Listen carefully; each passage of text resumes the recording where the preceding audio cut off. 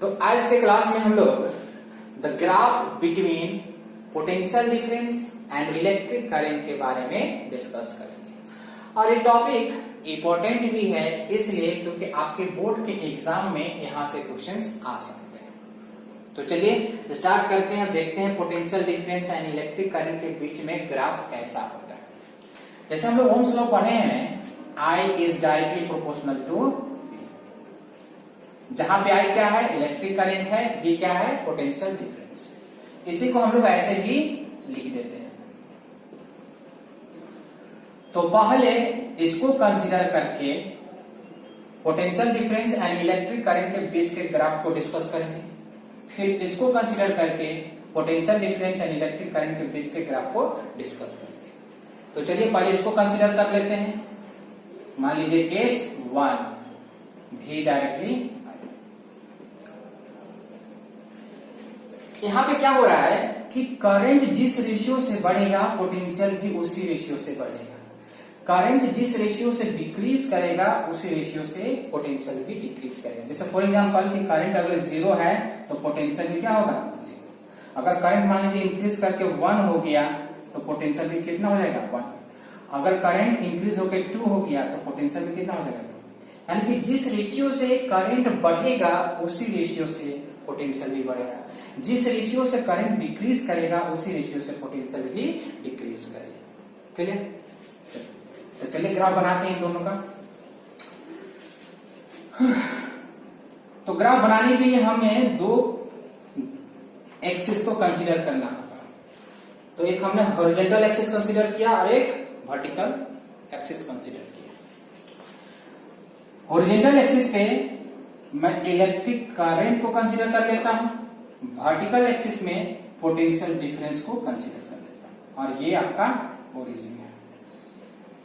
ठीक है। ग्राफ बनाने के लिए हम लोग क्या करते हैं, टेबल बनाते हैं। बेसिक ये आई हो गया, ये आपका भी हो गया। करंट अगर 0 तो पोटेंशियल 0, करंट 1 तो पोटेंशियल भी 1, अगर ये 2 ये भी 2, अगर ये 3 ये भी 3। यानी कि जिस रेशियो से करंट बढ़ेगा उसी रेशियो से पोटेंशियल भी बढ़ेगा।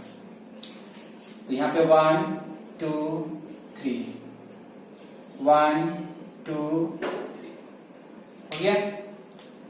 अब यहां पे ध्यान से देखिए, 0 है 0 है यानी कि ये पॉइंट, 1 है करंट तो पोटेंशियल भी 1 है यानी कि ये, 2 है यानी कि ये रहा आपका करंट 2 एंड आपका ये हो गया पॉइंट। एंड 3 है यानी कि यहाँ पे देखिए ये रहा आपका 3। उसके बाद क्या करते हैं, सारे पॉइंट्स को हम लोग मिला देते हैं। तो सारे पॉइंट्स को मिला दिया जाए,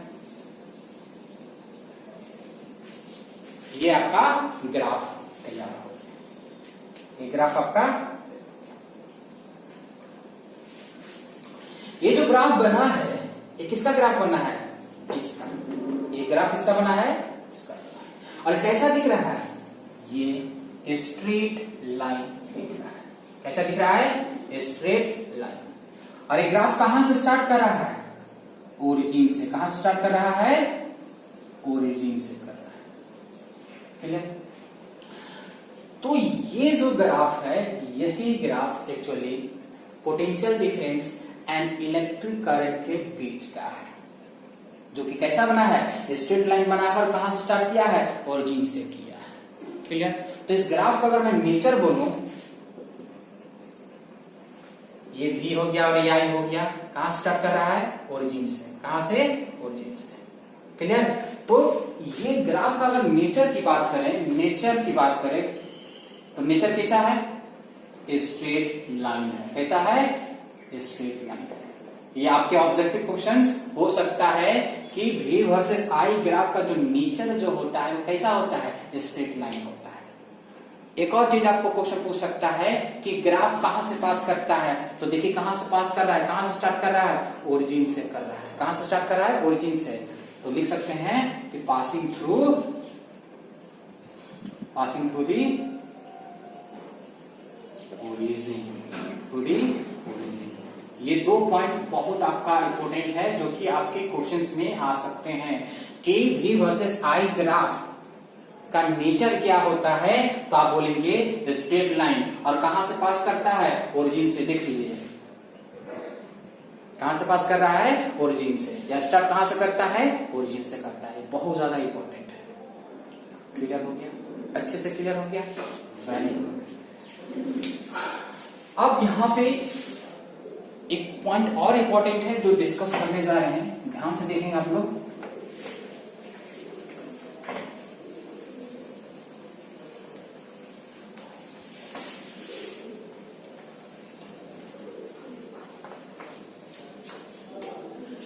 ये नोट करके बनाना है हमें।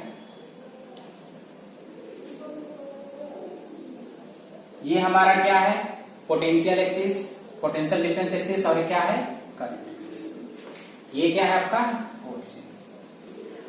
और इन दोनों के बीच का जो ग्राफ बनता है कैसा बनता है, स्ट्रेट लाइन, और कहां से पास करता है, ओरिजिन से। ये दिमाग में अब रख लेना है। मान लीजिए ये ग्राफ जो बना है वी एंड आई के बीच में, ये करंट एक्सिस के साथ कुछ एंगल बना रहा है, मान लीजिए थीटा। क्या बना रहा है,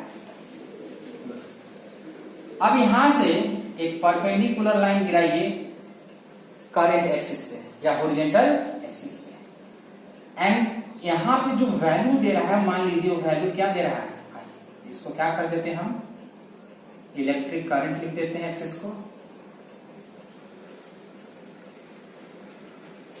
और ये हमारा क्या है, पोटेंशियल डिफरेंस है। क्लियर। तो इस पॉइंट से जब हम एक परपेंडिकुलर लाइन गिराए हॉरिजॉन्टल एक्सिस पे, तो जिस जगह पे कट करा उस जगह क्या वैल्यू दे रहा है, आई दे रहा है। एंड देन यहां से जब हम वर्टिकल एक्सिस पे हम एक परपेंडिकुलर लाइन गिराए, तो यहाँ पे जो वैल्यू दे रहा है वो क्या दे रहा है, टी दे रहा है। ऑफ कोर्स अगर एक पोटेंशियल डिफरेंस एक्सिस है तो इस पे जो भी वैल्यू देगा किसका देगा, पोटेंशियल डिफरेंस का। ये अगर हॉरिजॉन्टल एक्सिस और इस पे इलेक्ट्रिक करंट है तो इस पे हर पॉइंट पे क्या देगा, इलेक्ट्रिक करंट ही देगा। यानी कि यहाँ यहाँ यहाँ हर जगह पे क्या देगा, इलेक्ट्रिक करंट की वैल्यू देगा। इस पे हर पॉइंट पे किसका वैल्यू देगा, पोटेंशियल डिफरेंस की वैल्यू। ठीक है। अब इसको एक काम करते हैं, ओ ए बी। अब ध्यान से देखिए, ओ ए बी एक ट्रायंगल बन चुका है, और इस ट्रायंगल में ये एंगल कितना है, थीटा है। आपको पहले बता चुका हूं, पहले 9th क्लास में, कि स्लोप जो होता है वो होता है tan थीटा। अगर स्लोप के बारे में अगर अच्छे से डिटेल में जानना है तो हमने 9th क्लास में एक लेक्चर बनाया है, कंसेप्ट ऑफ स्लोप या लेक्चर ऑन स्लोप है, उसको जाके आप अच्छे से देख लेंगे।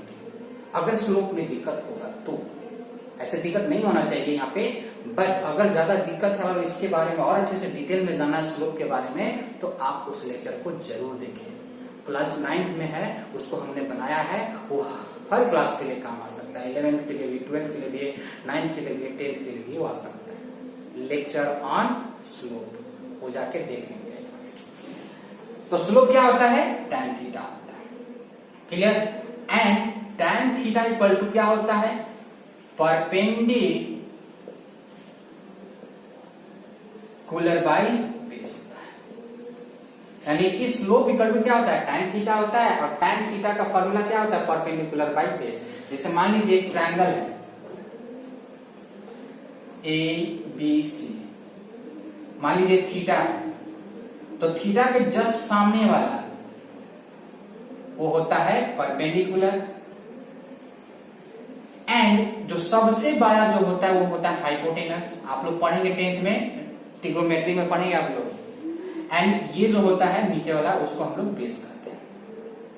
अगर मान लीजिए इसी ट्रायंगल में ये थीटा ना, ये थीटा है, थीटा को हम क्या किए, यहां पे भेज दिए। ट्रायंगल वही है पर थीटा का पोजीशन हमने क्या किया, चेंज कर दिया, यानी कि ये थीटा कंसीडर कर रहे हैं।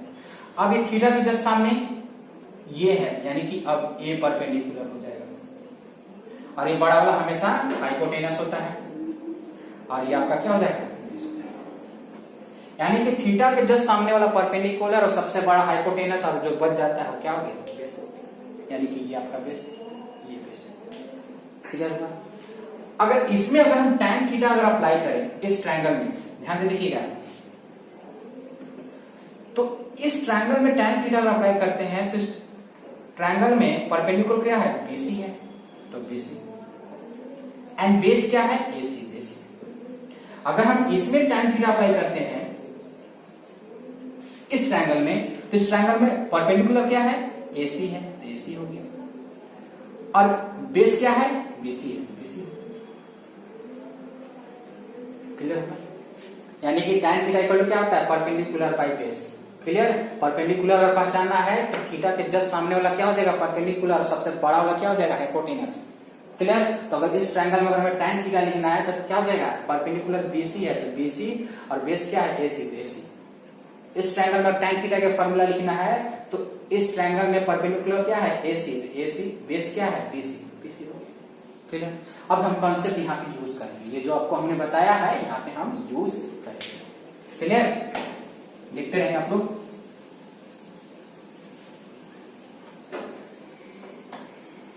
चलिए अब ध्यान से देखेंगे, ये जो भी है एक्चुअली कहां से होगा, ओरिजिन से, यानी कि यहां से यहां तक क्या है, भी है।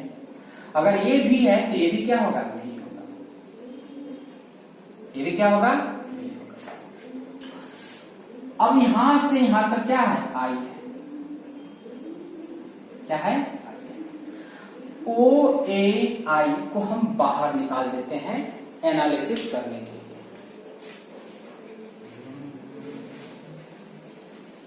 ये हो गया आपका ओ थीटा ए बी।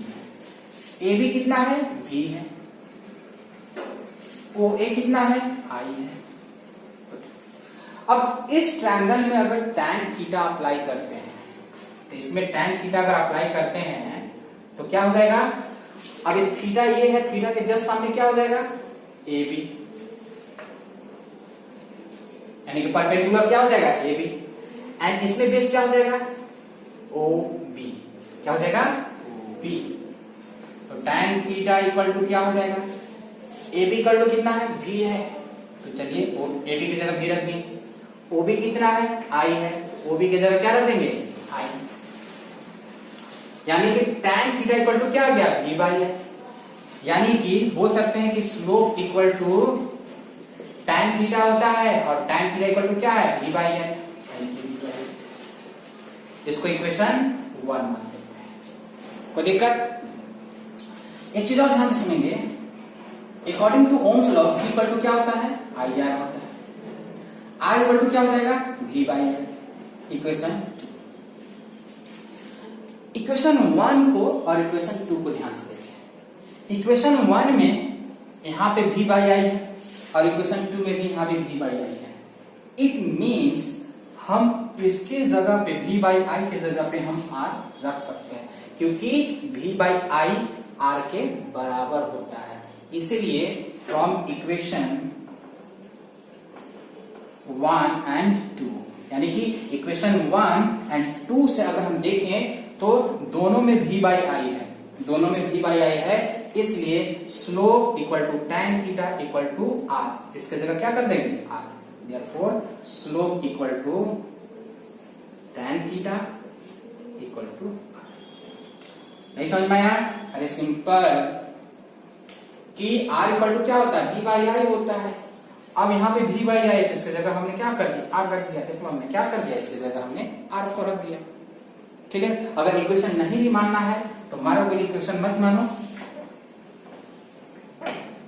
अगर नहीं मानना है इक्वेशन तो कोई दिक्कत नहीं है। स्लोप इक्वल टू क्या हो गया, tan theta equal to v by I.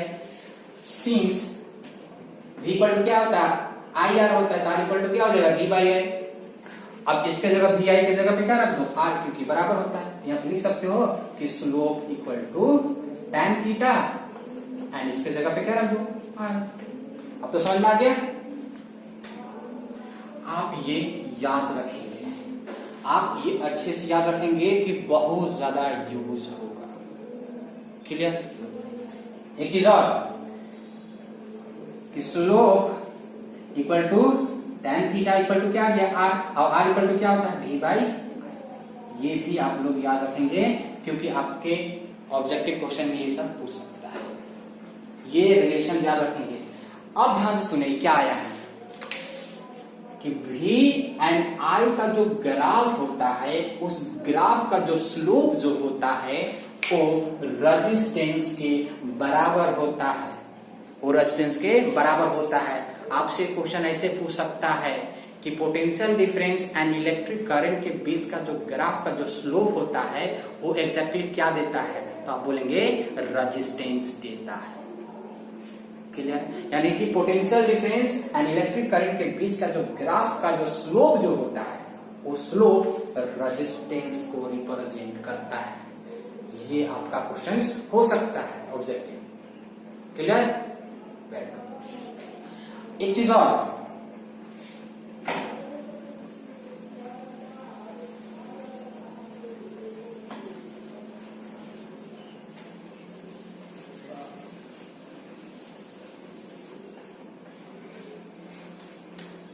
Slope equal to क्या आ गया, tan थीटा यस, और इक्वल टू या सिंपली बोल सकते हैं कि r इक्वल टू स्लोप और tan थीटा, या r equal to tan theta. और ये कब बोलेंगे, जब आपका पोटेंशियल डिफरेंस वर्टिकल एक्सिस में होगा और करंट आपका हॉरिजॉन्टल एक्सिस में होगा। क्लियर? ये ध्यान रखेंगे आप लोग, ये r equal to tan theta. अब ध्यान से सुनिए कि अगर थीटा की वैल्यू बढ़ेगा, मान लीजिए, तो tan थीटा की वैल्यू भी बढ़ता है, tan थीटा की भी वैल्यू बढ़ता है। जैसे फॉर एग्जांपल कि थीटा की वैल्यू मान लेते हैं 0 डिग्री, तो tan थीटा की वैल्यू क्या हो जाएगा, tan 0 इक्वल टू 0। अगर थीटा की वैल्यू मान लीजिए बढ़ाकर कितना कर देते 45, तो tan 45 की वैल्यू कितना हो जाएगा। अब ध्यान से देखिएगा, थीटा की वैल्यू 0 था तो tan 0 की वैल्यू कितना है हुआ 0। जब हम थीटा को बढ़ाकर कितना कर दिए 45, तो tan 45 की वैल्यू कितना हो गया 1। यानी कि जब यहाँ पे थीटा की वैल्यू क्या कर रहे हैं, इंक्रीज कर रहे हैं, तो tan थीटा की वैल्यू भी क्या हो रहा है, इंक्रीज कर रहा है। देखिए 0 से क्या हो गया 1, जब थीटा 0 से 45 किए तो tan थीटा की वैल्यू 0 से क्या हो गया, बढ़ के 1 हो गया। इट मीन्स अगर थीटा की वैल्यू बढ़ेगा तो tan थीटा की वैल्यू क्या होगा, इंक्रीज होगा। अब tan थीटा की वैल्यू अगर इंक्रीज करता है तो रेजिस्टेंस भी क्या होगा, इंक्रीज करेगा। ये बहुत ज्यादा इंपॉर्टेंट है। यानी कि R equal to tan theta होता है, अगर थीटा की वैल्यू अगर बढ़ेगा तो tan थीटा की वैल्यू बढ़ेगा, और tan थीटा की वैल्यू बढ़ेगा, इट मींस रेजिस्टेंस की वैल्यू बढ़ेगा। क्लियर?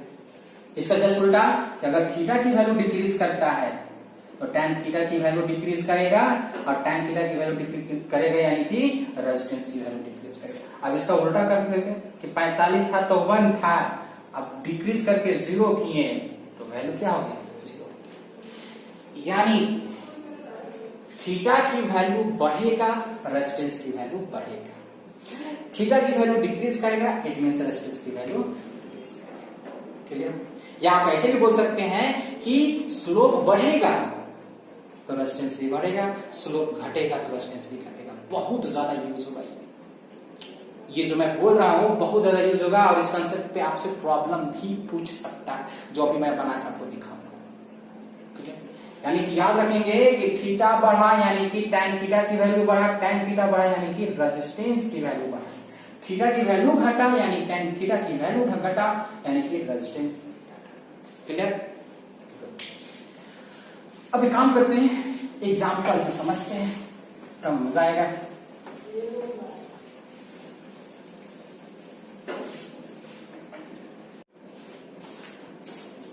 एग्जाम्पल नंबर 1, मान लीजिए V versus I graph 2 register का दिया हुआ है। ये जो ग्राफ है रजिस्टर A का है, ये जो ग्राफ है रजिस्टर B का है। अब यहां पे देखकर बताना है कि किस रजिस्टर के पास ज्यादा रेजिस्टेंस है। तो देखिए कैसे बताएंगे। मान लीजिए रजिस्टर A का जो ग्राफ है वो हॉरिजॉन्टल एक्सिस के साथ θ1 एंगल बना रहा है। रजिस्टर B का जो ग्राफ है हॉरिजॉन्टल एक्सिस के साथ मान लीजिए एंगल θ2 बना रहा है। आप ध्यान से देख सकते हैं कि थीटा टू जो है थीटा वन से ज्यादा है, यानी कि theta two is greater than theta. Clear?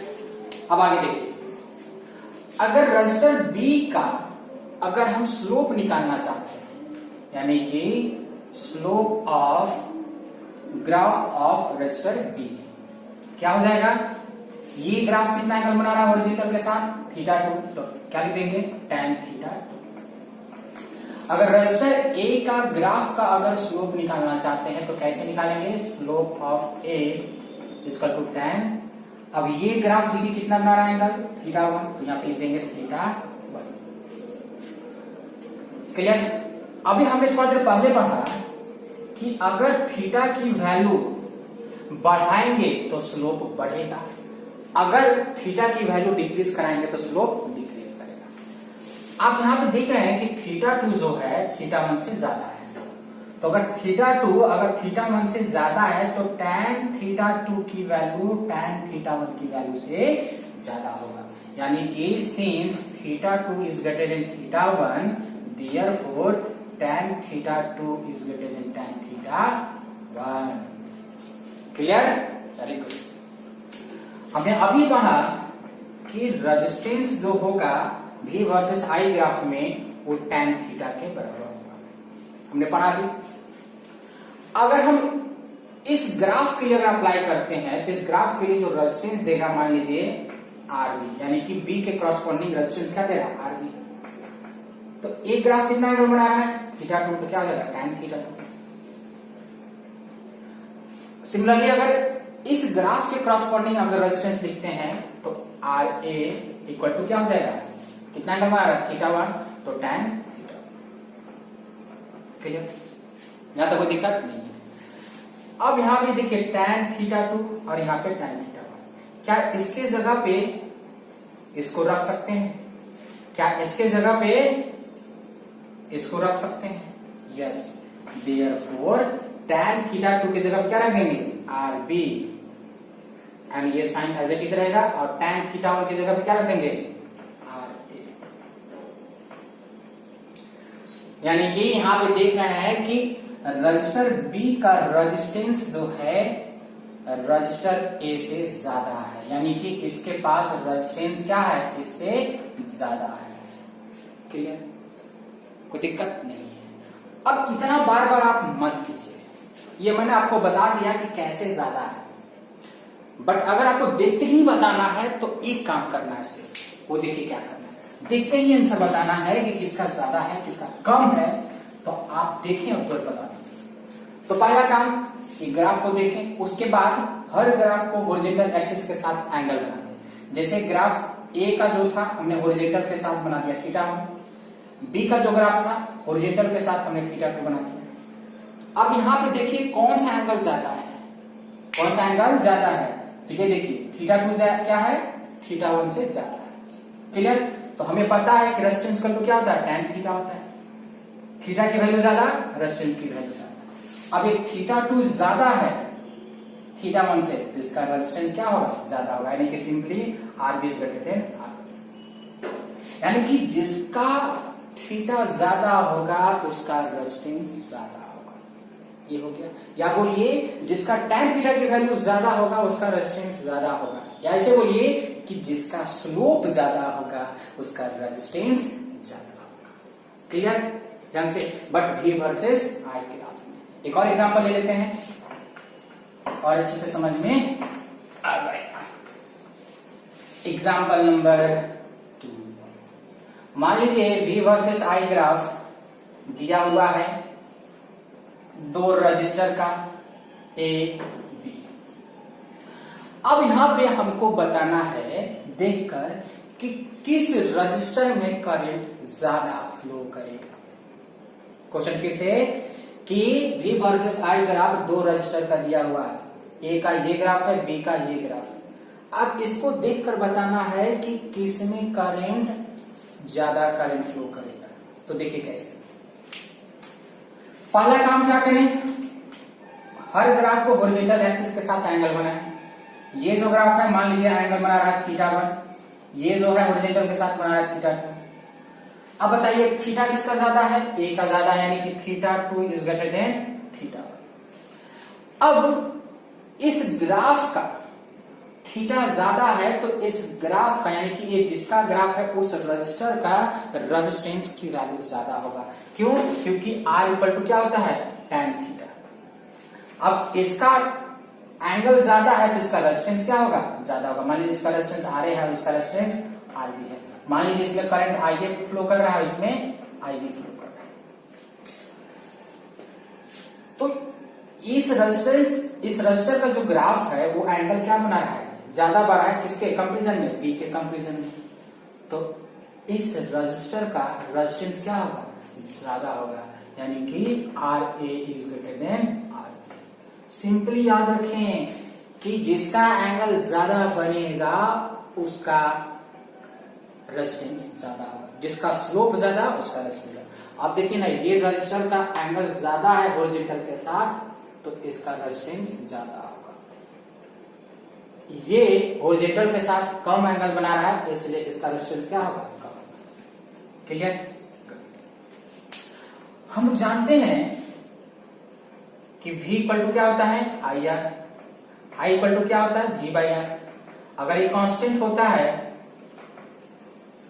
तो I is inversely proportional to R, यानी कि रेजिस्टेंस बढ़ेगा तो करंट घटेगा और रेजिस्टेंस घटेगा तो करंट बढ़ेगा। क्लियर? अब यहां पे देखिए रजिस्टर A में जो रेजिस्टेंस जो है B के कंपैरिजन में ज्यादा है, यानी कि इसमें रेजिस्टेंस ज्यादा है और इसमें रेजिस्टेंस कम है। तो जिसमें रेजिस्टेंस ज्यादा होगा उसमें करंट कम फ्लो करेगा, जिसमें रेजिस्टेंस कम होगा उसमें करंट ज्यादा फ्लो करेगा। क्लियर? तो रजिस्टर A के पास रेजिस्टेंस ज्यादा है इसलिए इसके पास करंट कम फ्लो करेगा, इसके पास रेजिस्टेंस कम है तो इसमें करंट ज्यादा फ्लो करेगा। It means RA is greater than RB, therefore इसमें जो करंट जो IA फ्लो करेगा IB से कम। इट मींस ये जो करंट जो होगा कम होगा IB से। क्लियर हो गया अच्छे से, कोई दिक्कत नहीं। एक और एग्जांपल,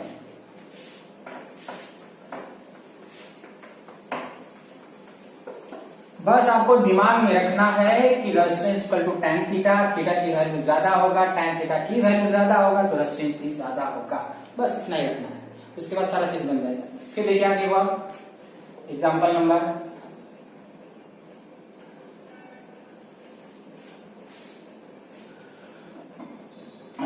मान लीजिए V वर्सेस I ग्राफ दिया हुआ है दो रजिस्टर का A। क्लियर? अब यहां पे देख के बताना है कि कौन सा ग्राफ, A ग्राफ या B ग्राफ, कौन सा ग्राफ पैरेलल कॉम्बिनेशन को रिप्रेजेंट कर रहा है और कौन सा ग्राफ सीरीज कॉम्बिनेशन कर रहा है। ध्यान से सुनिए, बड़ा इंपॉर्टेंट क्वेश्चन है। मान लीजिए V वर्सेस I ग्राफ दिया है, एक ग्राफ A है और एक ग्राफ B है। अब इस ग्राफ को देख के बताना है कि कौन सा ग्राफ पैरेलल कॉम्बिनेशन को रिप्रेजेंट कर रहा है और कौन ग्राफ सीरीज कॉम्बिनेशन को रिप्रेजेंट कर रहा है। यानी कि A सीरीज को कर रहा है कि पैरेलल को कर रहा है, B ग्राफ सीरीज को कर रहा है या पैरेलल कॉम्बिनेशन को कर रहा है। क्लियर?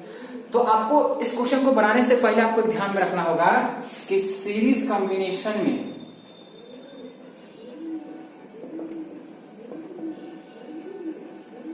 रेजिस्टेंस जो होता है वो मैक्सिमम होता है एंड पैरेलल कॉम्बिनेशन में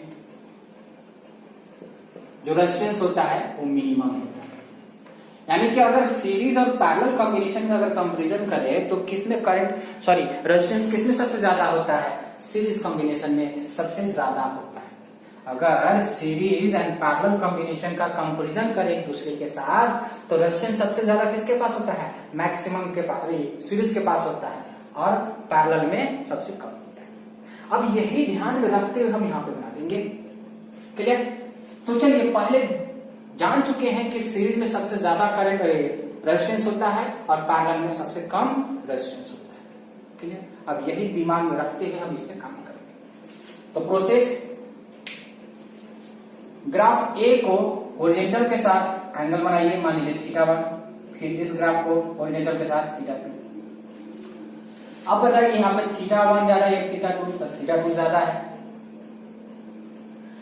अब ये ज्यादा और ये कम है, तो इसका जो रेजिस्टेंस जो होगा ए के कंपैरिजन में ज्यादा होगा, क्योंकि ये ज्यादा एंगल बना रहा है, इसलिए इसके पास जो रेजिस्टेंस होगा आरबी इस ज्यादा होगा, ये कम होगा, यानी कि आरबी जो होगा लेस देन आर ए होगा।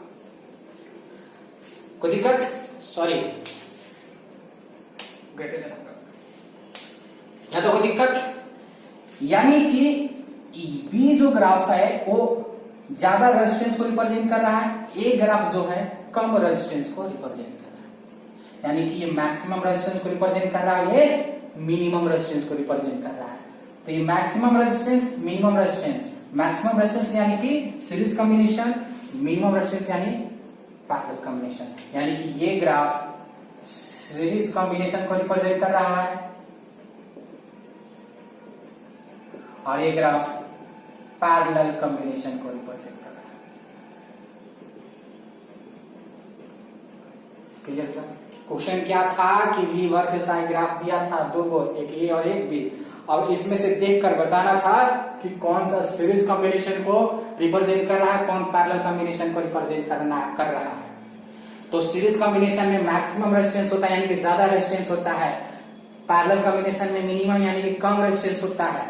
तो हमने दोनों ग्राफ को क्या किया, रेजिस्टेंस को कंपैरिजन किया, तो हमने पाया कि इस ग्राफ का रेजिस्टेंस ज्यादा है इससे, तो अगर इसका रेजिस्टेंस ज्यादा है यानी कि सीरीज कॉम्बिनेशन को रिप्रेजेंट कर रहा है, इसके पास रेजिस्टेंस कम है यानी कि पैरेलल कॉम्बिनेशन को रिप्रेजेंट कर रहा है। क्लियर हुआ अच्छे से? वेरी